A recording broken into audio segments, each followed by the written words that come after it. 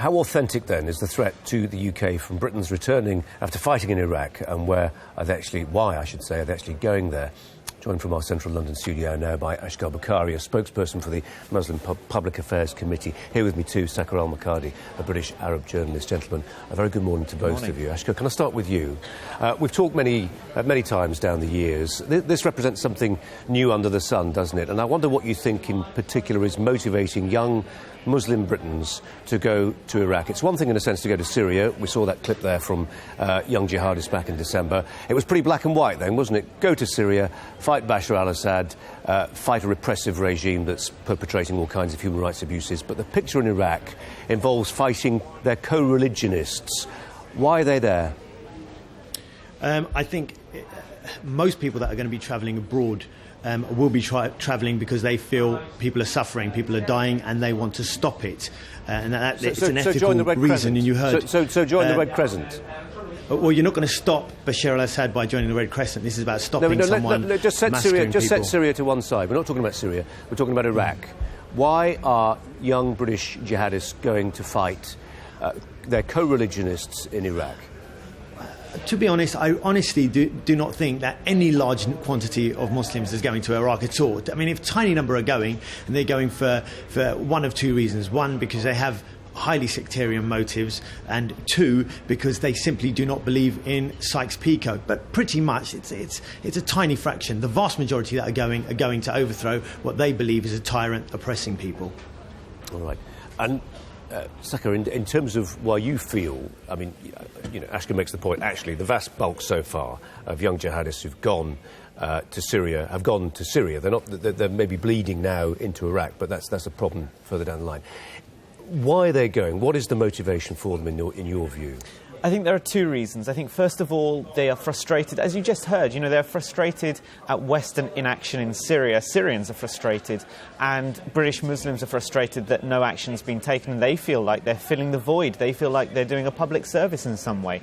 I think the reason that it's continued to attract British Muslims, and the reason that people are now allegedly flying to Iraq to fight the same war, is because it's a state-building project. ISIS wants to build a Muslim caliphate. It wants to build a pure sectarian, religious, a purist state across Syria and Iraq, and they're succeeding in doing that. They've taken control of large chunks of territory. They're imposing their will on the people of Syria and Iraq and forcing them to flee in hundreds of thousands out of their hometowns. And they're building this state, and they're doing so well at this state-building project and being able to perpetuate themselves, that this is the pure Muslim ideal religious state that extremists have been drilling into these kids in universities and towns across the UK.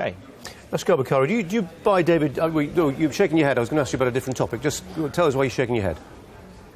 I mean, yes, ISIS has not taken all that land in Iraq. It's a fallacy. It's a Sunni uprising. ISIS is a fraction of the people fighting in Iraq right now. So the fact that they're creating a caliphate doesn't make them extremist. That means that they have a political worldview different from yours. Let's not use propaganda words for talking about facts on the ground and why people do things. A terrorist is a terrorist because he kills innocent people. That's fine. But someone who goes into Iraq because to fight Bashar al-Assad doesn't mean he's a terrorist. Neither does it mean he's an extremist because he believes in a caliphate. Come on. Do you think it's also hyperbole of David Cameron, Asghar Bukhari, to talk about what's happening with ISIS as being representing the biggest threat to the UK?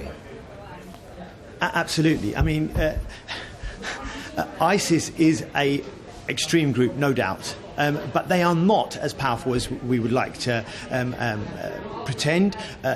It's a Sunni uprising. That's why they've made massive gains. There's no doubt about it that some of them are a danger to the UK. But how much of a danger? I mean, come on.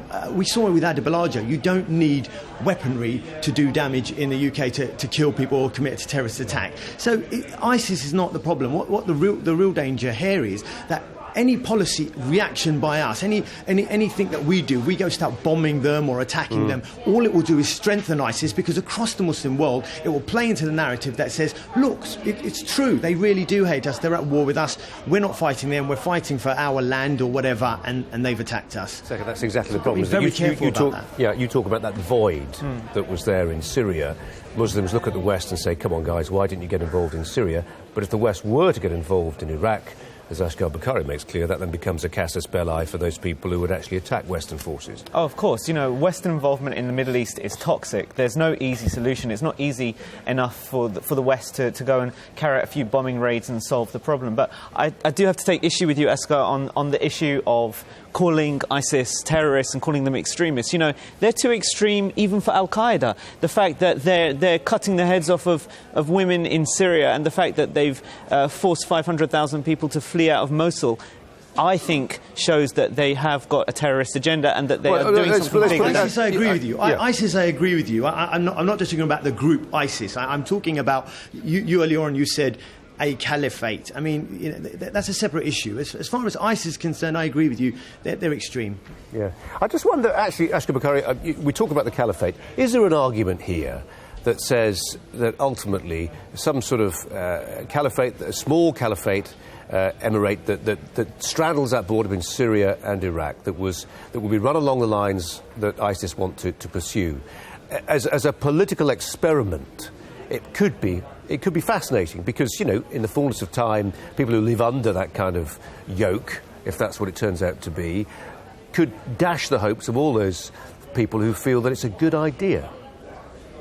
Possibly, and look, guys, let's look at this historically. The reason why you're getting young Muslims going in there and talking about caliphate and talking about, or going there or wanting to be involved in this is because their self-determination, their expression of their political will, their political trajectory has been denied to them due to Sykes-Picot and dictators and stuff like that. All we have to do is give a safe environment, say, have your free will.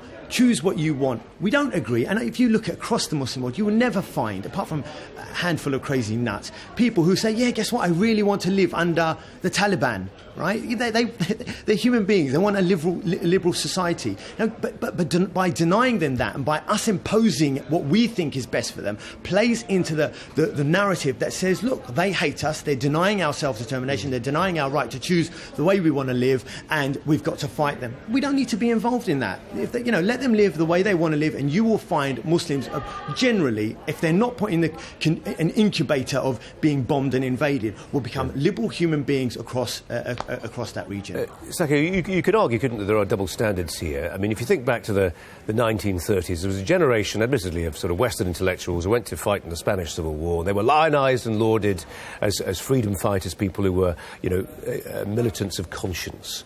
And here we have young men who feel moved, motivated to go and potentially lose their own lives in a cause that they believe in, and we are denigrating them and condemning them as out-and-out terrorists. I think that the Spanish revolutionaries didn't carry out the kind of atrocities that we're seeing ISIS carry out. The fact quite a brutal civil war, actually.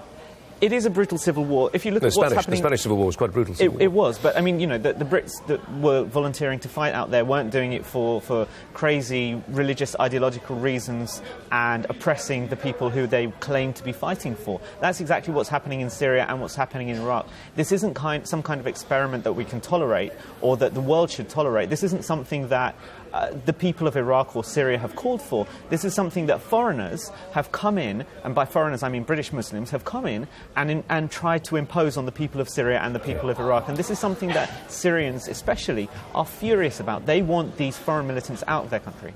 OK, gentlemen, we've got to leave it there. Asghar, I know you've got more to say. We'll have to continue at some other time. Thanks a lot.